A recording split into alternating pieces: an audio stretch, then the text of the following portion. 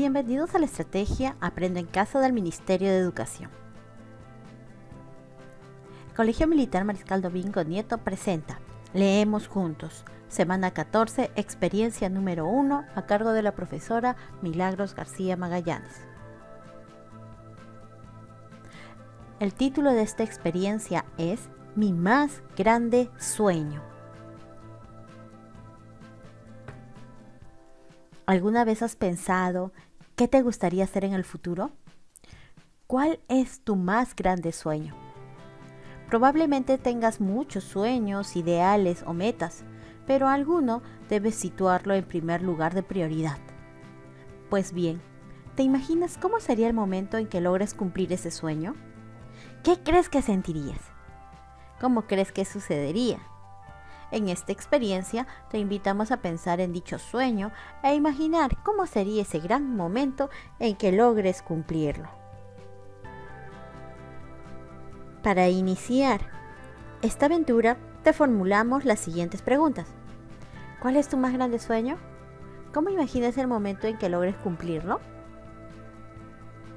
Para dar respuesta a estas preguntas, vamos a realizar las siguientes actividades. Primero, leeremos el texto propuesto. Luego, nos haremos preguntas en torno al texto. A continuación, conversaremos con nuestros familiares acerca de nuestros sueños. Y para terminar, describiremos nuestro más grande sueño y lo que haríamos para cumplirlo. El reto de esta experiencia es: imaginarás y descubrirás tu más grande sueño y lo que harías para cumplirlo. Para ello, comenzamos con las lecturas.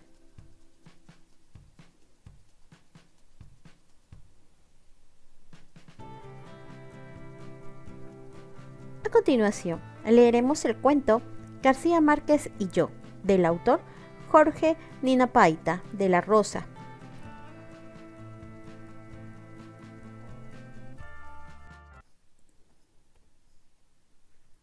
García Márquez y yo.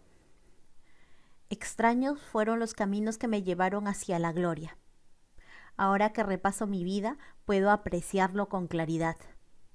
El día que yo cumplía 23 años, en un bar del Callao, una gitana circunspecta y de carnes enjutas me leyó la suerte en las cartas.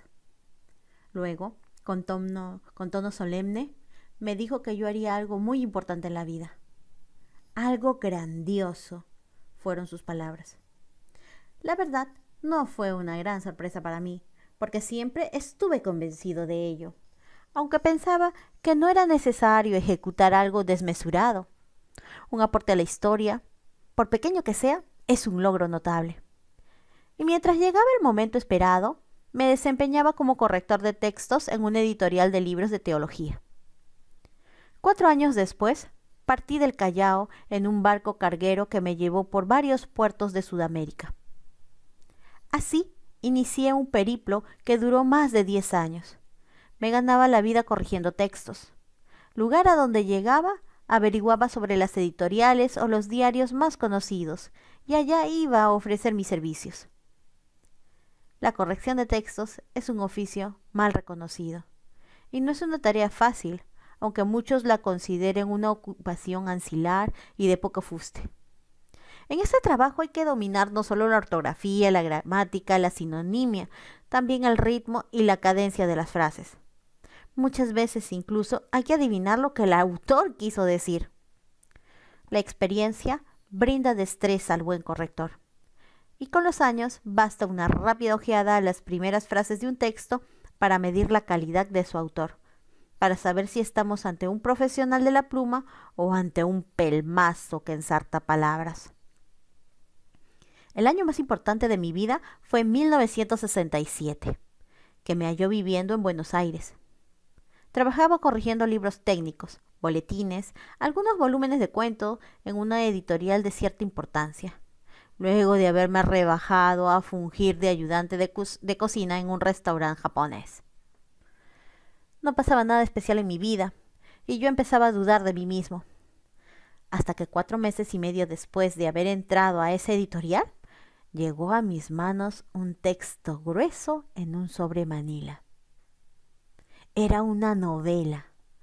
Me dijeron a la cual debía hacerle la corrección. Apúrate, el editor quiere entrar a imprenta dentro de una semana. Es lo usual en todas partes.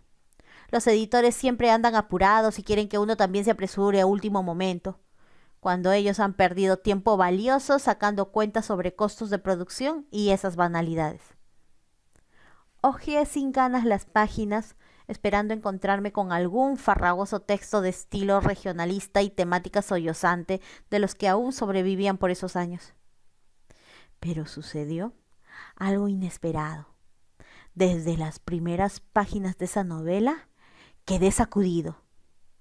Yo había leído antes algo de ese autor, unos cuentos creo, pero esa novela que en la primera página anunciaba 100 años de soledad era definitivamente una obra notable y original. Me entretuve más de la cuenta repasando con delectación cada capítulo, cada párrafo, cada línea. Cada frase llamaba a la siguiente con naturalidad, engarzándose como en una gran joya de finos arabescos, y la historia avanzaba, envolviéndome en su universo de maravilla. No le hallaba error de ninguna clase, ni siquiera alguna mácula ortográfica. Mi labor, esa vez, se redujo solo a cotejar el original con el texto que iría a imprenta, a identificar las faltas de la digitadora. Sin embargo, parecía que hasta ella, una gorda mendocina que solía resollar mientras aporreaba las teclas, se había contagiado de esta voluntad de perfección y había olvidado sus frecuentes errores. Y mientras realizaba mi labor, pensaba que algo así, precisamente así, me hubiera gustado escribir. Y me acordé de lo que me dijera la gitana. Yo avanzaba la lectura de la novela sin hallar ninguna falta. Cada hoja revisaba, la ponía sobre una bandeja, de donde era llevada por un empleado al editor. Hasta que un poco después de la mitad hallé algo que me sobresaltó. Un vocativo sin su coma. En un diálogo, el coronel Aureliano Buendía era llamado por uno de sus lugartenientes y el nombre aparecía sin la coma de rigor. Pensé que debía ser descuido de la digitadora. No podía haber otra razón. Pero cuando revisé el original, fue mayúscula mi sorpresa al comprobar que allí tampoco aparecía la necesaria virgulilla. El autor, el maestro, se había equivocado. ¿Era posible? Quizás de tanto revisar y rehacer las frases. A veces sucede. Que Dios me perdone, pero confieso que me alegré de esa circunstancia, pues para entonces estaba convencido de que esa novela haría historia. Claramente sentí en ese instante que una voz me llamaba desde arriba y con tono exhortativo me indicaba que había llegado el momento. Mi momento. Volví a mirar el vocativo, que parecía como abandonado, inerme, sin su coma.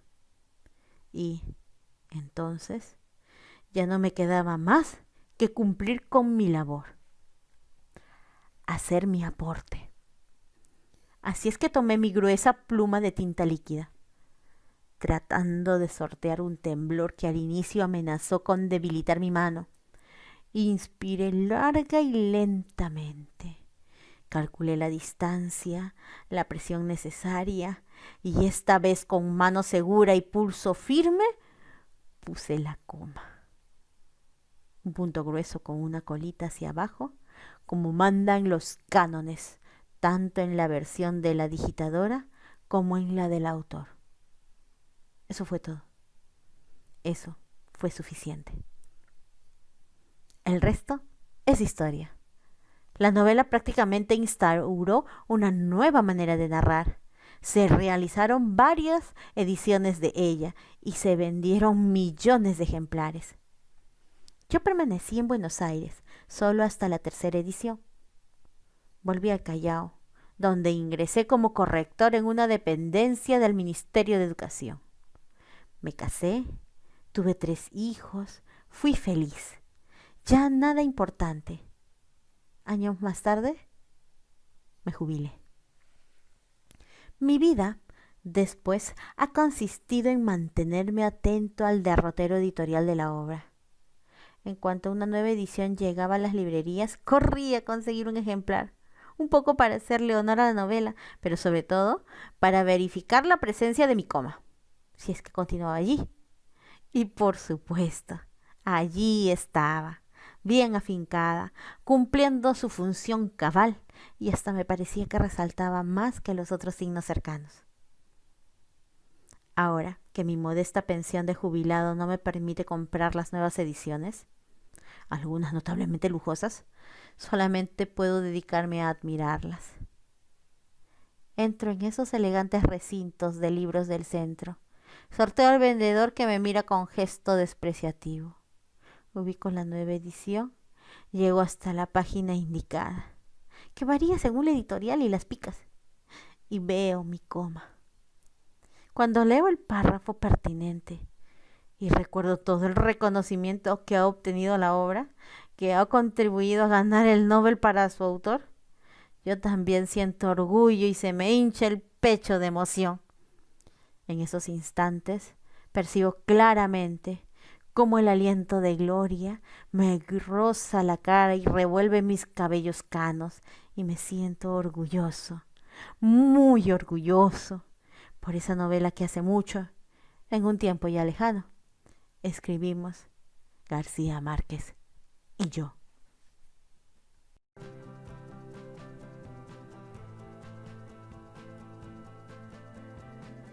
Después de haber leído el cuento, vamos a reflexionar. ¿Cuál fue el más grande sueño que tuvo el narrador de la historia? ¿Qué hechos afrontó para cumplir su sueño? ¿Qué sintió cuando logró cumplir el sueño que era inesperado para él? ¿Qué te pareció el cuento? Como habrás notado, el narrador de esta historia siempre soñó con hacer algo grandioso y finalmente, al pasar por una serie de circunstancias, logró cumplirlo. Y fue inimaginable para él. El texto nos ha permitido reflexionar un poco más en torno a nuestros sueños y lo que conlleva cumplirlos y la satisfacción que sentimos al lograrlo. Vamos a recordar las preguntas iniciales de esta experiencia de lectura. ¿Cuál es tu más grande sueño? ¿Cómo imaginas el momento en que logres cumplirlo? Para responderlas, si deseas, puedes conversar sobre ellas con tus familiares a partir de las siguientes preguntas. Si te preguntaran qué sueños deseas cumplir al término de la secundaria, ¿cuáles serían? ¿Esos sueños son recientes o desde cuándo lo has pensado?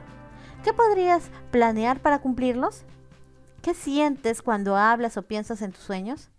¿Cómo crees que te sentirías al cumplirlos? Puedes incluir todas estas preguntas si deseas. Es momento de recordar el reto. ¿Cuál es? Imaginarás y describirás tu más grande sueño y lo que harías para cumplirlo. Para realizar la descripción de tu sueño, puedes seguir los siguientes pasos.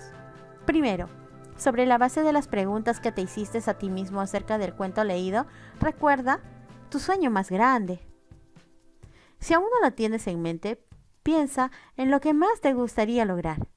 Puede ser a corto, mediano o largo plazo. Una vez definido tu sueño, piensa en qué harías para cumplirlo. Segundo paso, una vez que hayas pensado en todo lo mencionado, describe en tu cuaderno del área de comunicación, en tu portafolio de evidencias o en tu diario de lectura ese sueño y lo que harías para cumplirlo. Puedes acompañar tu descripción con frases motivadoras, imágenes, líneas de tiempo, entre otros recursos. Recuerda que puedes utilizar toda tu creatividad. Y para terminar, puedes compartir el trabajo con tus familiares o amistades. Si no, guárdalo en tu portafolio. No te olvides de enviar una evidencia a tu maestro. Eso sería todo en esta oportunidad. Gracias.